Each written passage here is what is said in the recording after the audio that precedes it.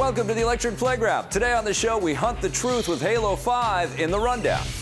Plus, I head to the Call of Duty Championship and get a look at the new DLC for Advanced Warfare. And then we finally died enough times in Bloodborne to bring you a review.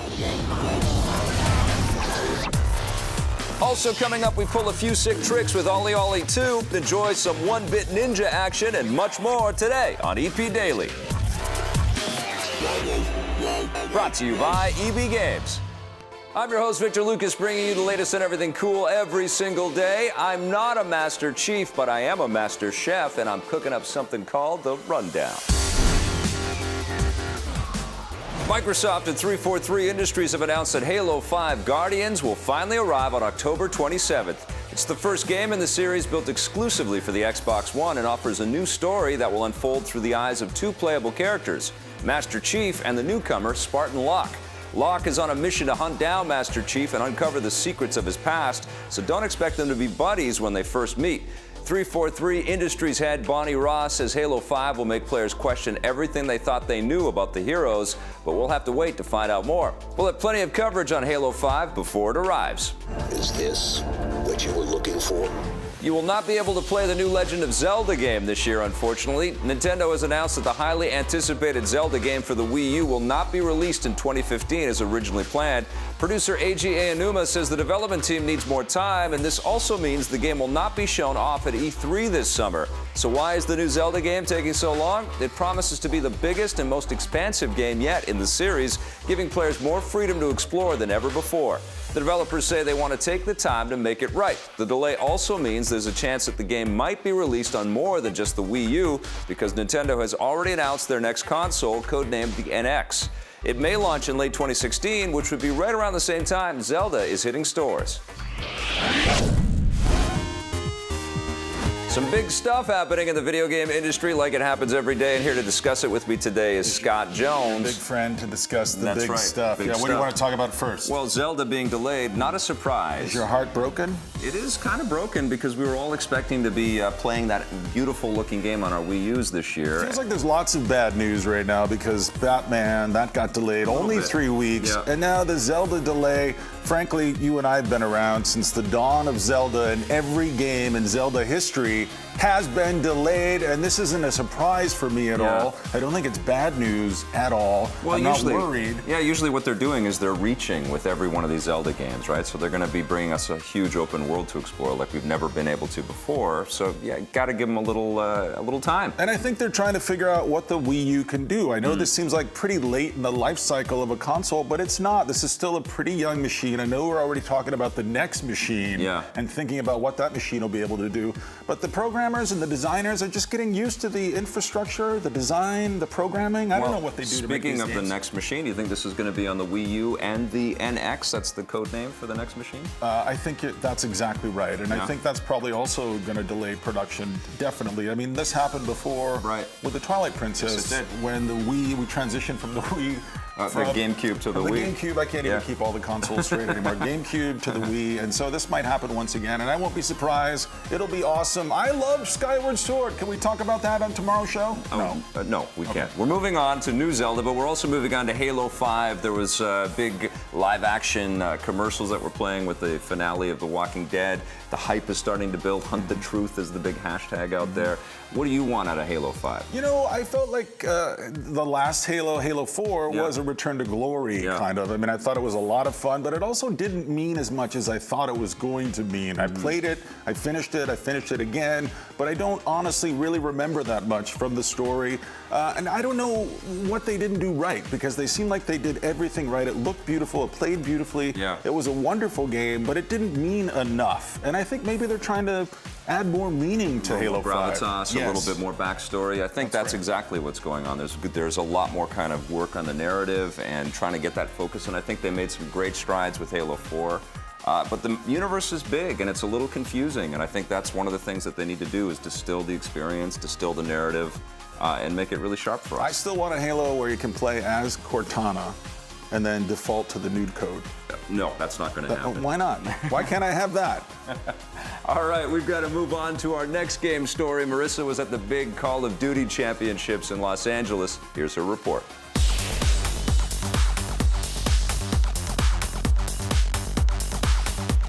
break down this championship event. What is happening here?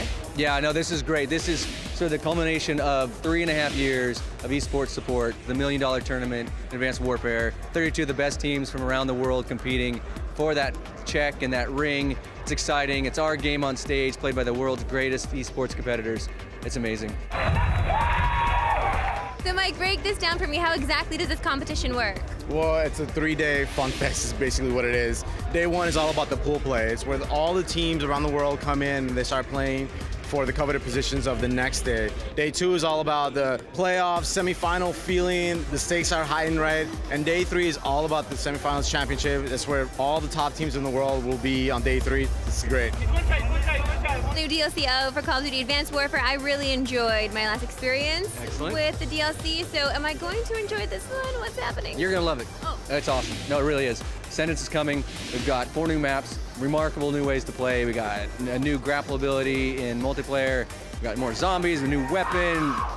These guys are happy for it. Like, you can just tell, it's all exciting. Let's talk about this new weapon then that people purchasing this DLC will get. Why do I want this thing? So it's a badass weapon, first of all. It's called the OHM, and we have the base version, which is basically a regular version of the gun, and then we have another one called the Werewolf. But what's cool about the gun is that it changes at any moment by a press of a button from an LMG to a shotgun. So it's a pretty badass gun. So you can go LMG and then you go indoors, or you go close quarters. You can actually go and initiate shotgun mode, and then you just have an awesome badass shotgun. Let's talk about these 4 new maps. Where are we going? What are we seeing? Are they real places that I can visit? Yeah, they are. Well, kinda, I think. Some of them. So one of them is a map called Perplexed. It takes place on the coast of Sydney, which is awesome, just outside of the Sydney Opera House. And so that's cool, you can go there, and it's a really great map built just for the grapple, really. We also take you to a crashed spaceship outside of Mount Rushmore, which you can go to. Not the spaceship part. That's called Site 244. We got Climate. That's a different one. You can't quite go there yet. It's more like, you know, in Elysium where you had that floating city of the future, and that's a ton of fun. And then you have a black market chop shop for exoskeletons. That's a really great map too. It's a rectangular, symmetrical design. So they're all unique and cool and awesome, and they play well with the new grapple or without, and score streaks and dynamic events. It's really cool. What kind of player are you when it comes to Call of Duty? Oh man, well that's a great question. I mean, this is about variety. We have a ton of great maps that we launched with, and then the DLC season allows you really to take some chances and do some things maybe you wouldn't do in the main game. And so I like Perplexed a lot. This is like a modular apartment that you fly around on your grapple, and that's really cool. There's a score streak in Site 244 where you get to crack open an alien spore and it turns you into a bit of a super soldier. Now I know it sounds gross, but it's not, it's cool. There's a ton of variety. I'm a run and gun, fast-paced guy, and these are all in that small to medium, quick engagement map design, so something for everyone. What kind of Call of Duty player would you say that you are? Are you like a run and gunner? Do you like hide? Do you hide in the maps a little bit more? Sometimes, not all the time. I'm more of a run and gun. I love my SMGs, like the ASM-1, the SN6.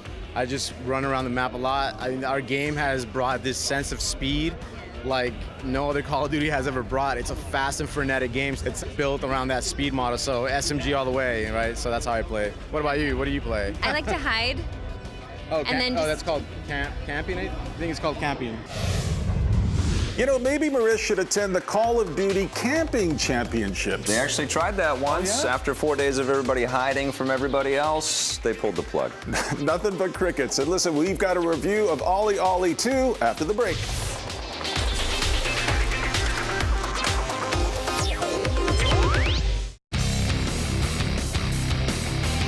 I'm here in Cannes, France, and I'm outside of Micromania, which, believe it or not, is the French version of EB Games. It got me thinking about buried treasures. I have one for you.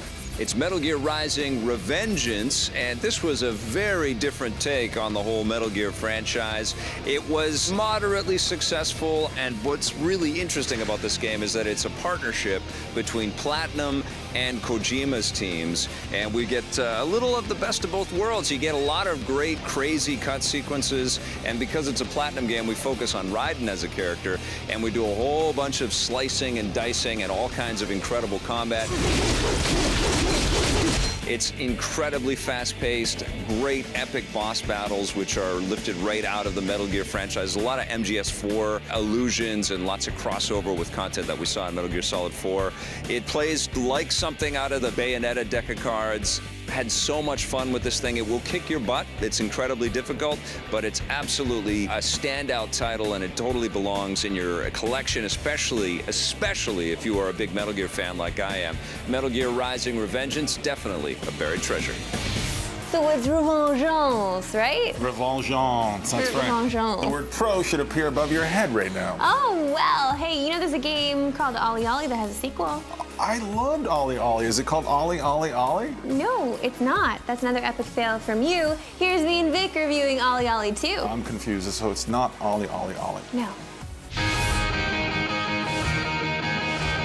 I've been trying to work on my skateboard game for a while. I have not improved too much, but I have improved. Just use these. Yeah, exactly. I have improved in a little game called Ollie Ollie. Now there's a sequel, Ollie Ollie 2. And let me tell you, I love the second just as much as I love the first. I'm spoiling it right off the top, but this game is crazy fun. Ollie Ollie is one of my favorite Vita games of all time. I'm happy to see that it's expanding out. It's on the 3DS right now. So Ollie Ollie 2, I was very much looking forward to. I like it a lot, but I do feel like I've been here before. Okay. I don't know if it's the 2D sort of qualities of these things. Yeah. They feel like small bump ups, you know? Well, let's get into the gameplay a little bit here. If you're not familiar with Ollie Ollie, you are grinding, you are pulling off tricks, and you're doing that with your left stick. So you need to pull them off precisely, and you want to pull them off with great timing as well, because you do get great boosts. And you get boosts and you get combos, and the more you get those combos, the faster you go, which means you're accumulating more points because you want to get yourself on the leaderboards. But let me tell you, it is almost impossible to do that because this game is so difficult. It is so difficult, but what I love about it is it presents challenges before you go in, and when you pull off the challenges, even if you don't complete the level, you still have that challenge crossed off the list. Yeah. Which is great, because if that didn't happen, I probably would throw my controller across the room every single time. Yeah, and there's a lot more sort of customizable options this time as well. There's like the skate park, and there's other bonus modes, and I like the ramp boosts as well, that special effect with a little firework thing that happens. But basically what you're looking at here is kind of a 2D derivation of some of the stuff that Tony Hawk was kind of throwing at us with the Pro Skater franchise. Sure. You're just going on a side-scroller sort of jaunt from the beginning of the level to the end, and good luck if you can survive all that way. You're skating in the Aztec ruins, for an example, and you're jumping over lava and death spikes and all kinds of things that just look so damn painful.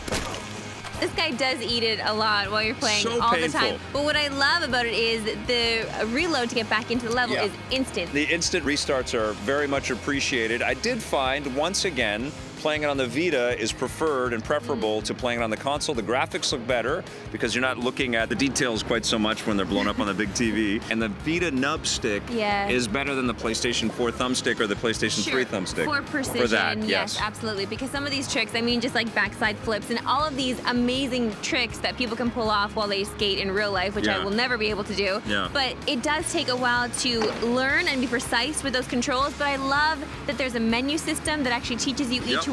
And I love the tutorials in this game. Yep, solid. It's so easy to get into. So these guys know what they're doing. What are you scoring Ollie Ollie 2? Gets an 8.5. Yeah, it gets a 9 from me.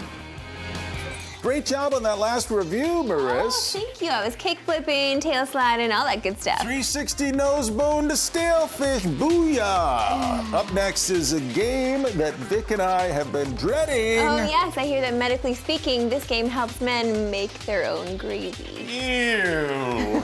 Up next, Vic and Scott have their review of Bloodborne.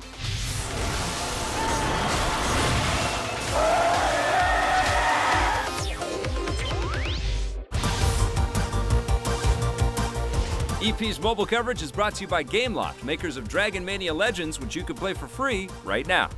Hey everybody, it's pocket time again. Squicka, squicka, squawk. Today we're talking about 1-Bit Ninja Remix Rush. This is a kind of remake of 1-Bit Ninja, which came out last year. And basically what they do here is they take the concept and the artwork of that original game and they remake it into an endless runner here. You have 2 minutes to get through all the levels and you have to collect coins along the way. And if you collect coins in certain denominations, means you can add more time to your meter, which is constantly ticking down. There's a nice artfulness to the presentation of the game. I like the music. It drove me nuts a little bit at first, but then after a while of restarting, going back to the beginning of a level, I kind of got used to it. And also I like the way that the backgrounds change colors over the course of the game. I like endless runners. This gets a 7.5 from me. Well, 1-Bit Ninja has gone back to its pixelated dojo for more training. Now it's time for the most daunting game of 2015 to step into the spotlight. Fasten your seatbelts and virgins, cover your eyes. It's our review of Bloodborne.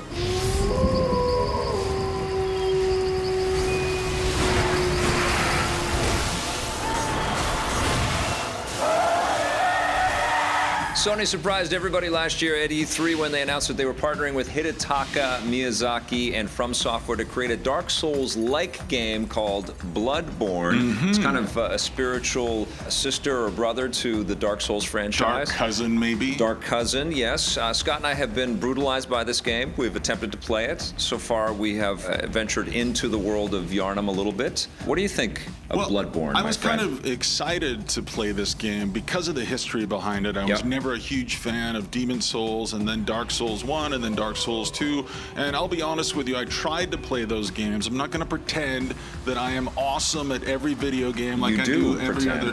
Those are the other days on the show. All right, Today I want to be honest, and I want to say I've spent the last 3 nights trying my best to play Bloodborne, and I was not entirely unhappy, even though I saw this screen hundreds of times.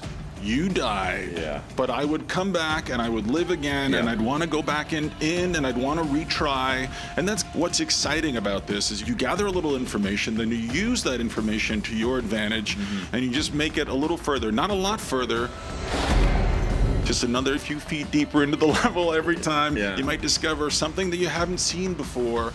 And because of the mystery and because of the mystery and the history behind Bloodborne, I'm a little intrigued. I, too, have been completely dumbfounded and absolutely terrorized by the enemies in this game. They are just brutal. It is so unbelievably frustrating to die so often as you're trying to get anywhere in this thing, especially when you start to come up against some of these bosses, which are insanely difficult. But even the way that the game starts, it's not a particularly forgiving or kind or gentle first 20 minutes. As soon as you go in, you're in that laboratory, you meet this wolf, and the wolf kills you, and you're like, what am I doing? I'm doing karate on a wolf? Like, how am I going to get by this wolf? Then eventually you figure out a solution. But I like the fact that the game is so unapologetically difficult. This is so antithetical to the way almost every other video game out there right now is designed. Yeah, absolutely. This is something from like the Battletoads era.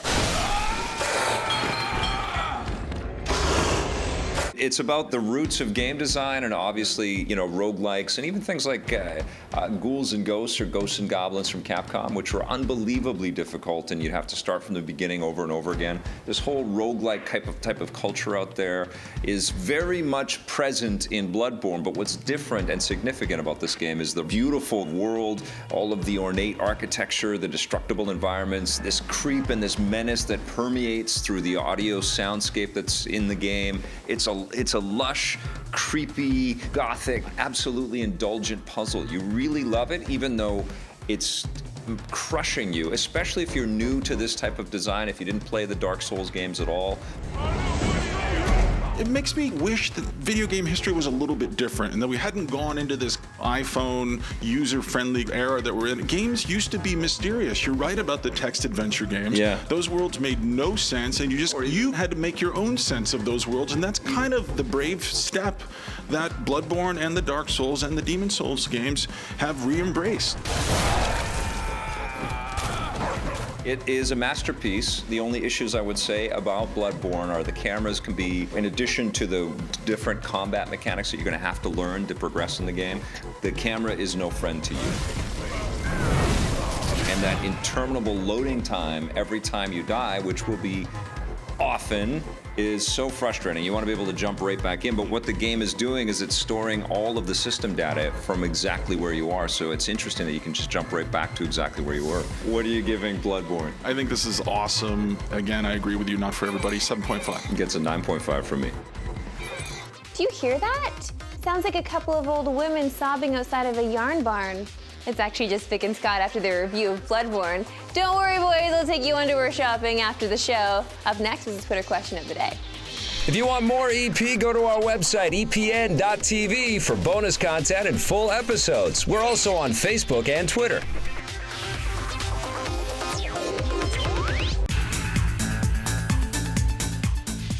Welcome back to the Electric Playground. It's time now for our Twitter question of the day. This one is from James Magnuson at J_Mags. Very cool. Hey, Scott, do you think Nintendo jumping into mobile could eventually lead to them making their own smartphones? Well, definitely. I think anything is possible. And, I have to say, I have to be honest, you know me, I'm never excited about anything. But if Nintendo made a smartphone, I would be interested. Imagine for that. Sure, It yes. would be so cool, especially if they went retro with it. And I think we all want that, everybody that's watching this show right now. And I think that's what Nintendo's doing, is they're understanding the marketplace. They're sort of sinking their teeth into mobile, and who knows where this is all going to lead. Someplace interesting. That was a great question. And listen, if you want more EP Daily, you can watch more at epn.tv. Yeah, and I just wanted to take a second here. As many of you know that watched Vic's Basement last week, my mom passed away last week, and I just wanted to thank everyone for their nice messages and their nice expressions of love and support, especially from the video game community.